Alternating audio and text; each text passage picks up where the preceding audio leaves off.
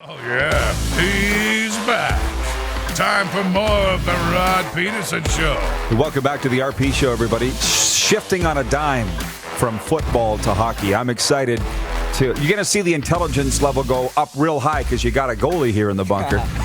Daniel Wapple here with us, newest member of the Melville Millionaires coaching staff. But you look at his hockey DB, Moose Jaw Warriors, Medicine Hat Tigers, Regina Pats, Vancouver Giants, rounding it out with the Estevan Bruins, then the University of Saskatchewan Huskies, and now into the coaching game. And we're going to tell little hockey stories. We're going to talk about moving ahead, but more than anything, catch up. Daniel, how you doing? I'm doing really good. How are you? Good. Wow, sitting here talking sports every day, drinking coffee. It's not the worst thing in the world. Yeah, no kidding. Especially through these uncertain times, there's nothing better to be doing, I guess. Yeah, no complaints here. But I got to say this. You've been making a career of coaching goalies for, what, 5 years in skills, goalie skills? I started like part-time 5 years ago, and then these past 2 years I really switched over to full-time. So I've been doing it since then. Okay, so we can talk with Wops about WHL, SJHL, U Sports, whatever you want. But here's my question for you that's burning in my mind. I wrote a note about you on dubnetwork.ca a couple weeks ago where I said,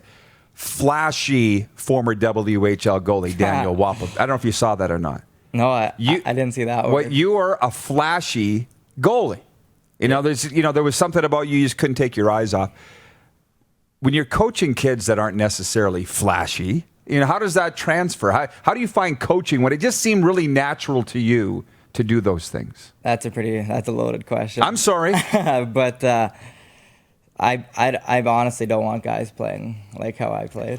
Like, I even tell. Serious? Yeah, if I put my gear on, I'm like, boys, like, do nothing that I do. Like, I try to simplify everybody's game and just do a lot of simple habits, like getting back to our feet, catching pucks in front of us, no windmill glove saves like I used to do. So, yeah, honestly, the complete opposite. But, it makes total sense because in my other career as a recovery coach, I'm telling people, don't do what I did in life. So it's exactly the same thing. Yeah. But do those kids, what ages of kids have you been dealing with in coaching? All the way from 8 to, like, I worked with Connor lots Connor Ingram. Yeah, lots last summer. So all ages. Right now, it's a lot of Bantam AA to the junior age right now. So.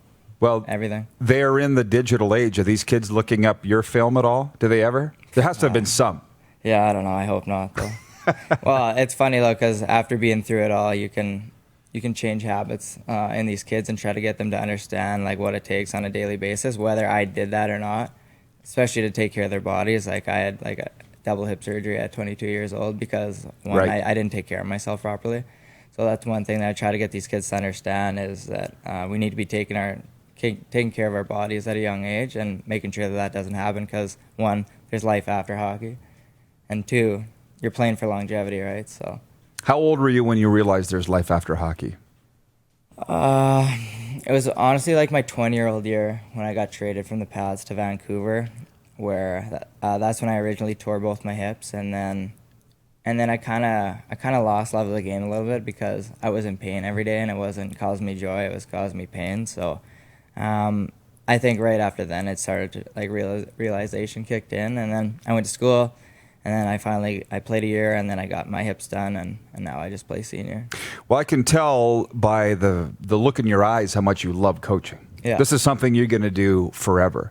But I also know this, like I was crestfallen when you got traded from the Pats because I just loved watching you play as a former goalie myself. But by the time you wound up in Estevan, which was the year of the Challenge Cup or the regional cup, yeah. I'm like, Western Canada Cup, Clark's telling me in my ear. Sorry, I forgot the name because it doesn't even exist anymore. But I'm like, this isn't the same Daniel Wapple.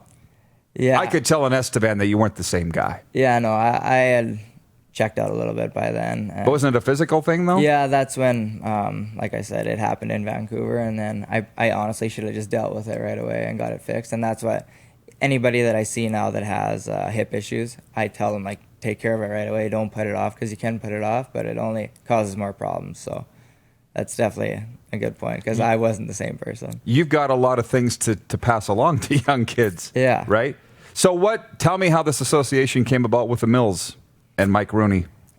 Honestly, I was just sitting at home one day and my phone rang and it was Mike. And I remember Mike because I used to go to Western Prospects back in the day. And I was a fat little kid, but had a lot of talent. Not anymore. Yeah, Yeah. I got there. But yeah, so he remembered me from that. And then, like I said to you before, I've been dealing with George Pine a lot with my ice times and everything, and they're pretty close. So obviously they had a conversation, and Mike called, reached out, and I thought it was a great opportunity.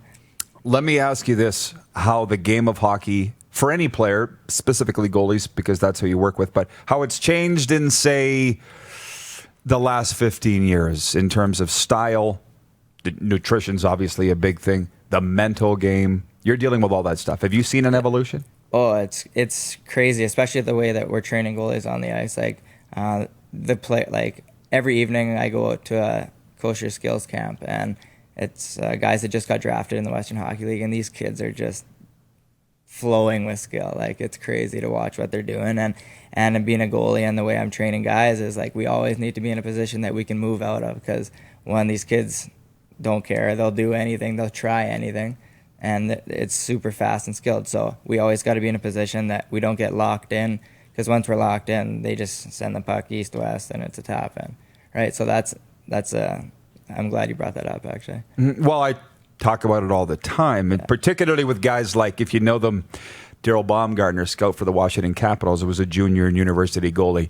Rod Hauk, one of the greatest Pats. Maybe you know Rod Hauk. His kid plays for Swift Current.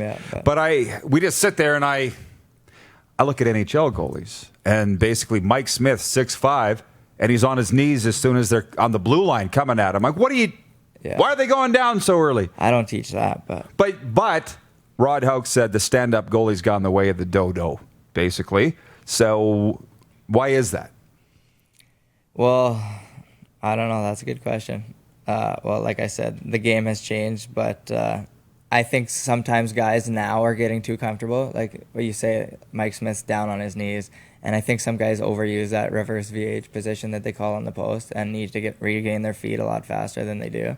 And I think some guys, well, especially like a guy like him, he's older in his career. He's been doing things the same way for quite a long time. Why would I change, right? And his game's less is more, right? He's a big body. He just tries to get in front of it. So he worries about blocking a lot more, and not everyone's that size, right? So everybody's got to get back to their feet. And even if he did it, he would even have more success. Well, yeah, that's what I see. But it's an evolution. It's a cycle. You just see how things come and go. And for me, it's cool to watch. But do you ever see a day where in the NHL, if you're not 6'2" or more, there was a time, maybe it's still that way. If you're not 6'2" or more, you're not getting drafted. Will that ever change?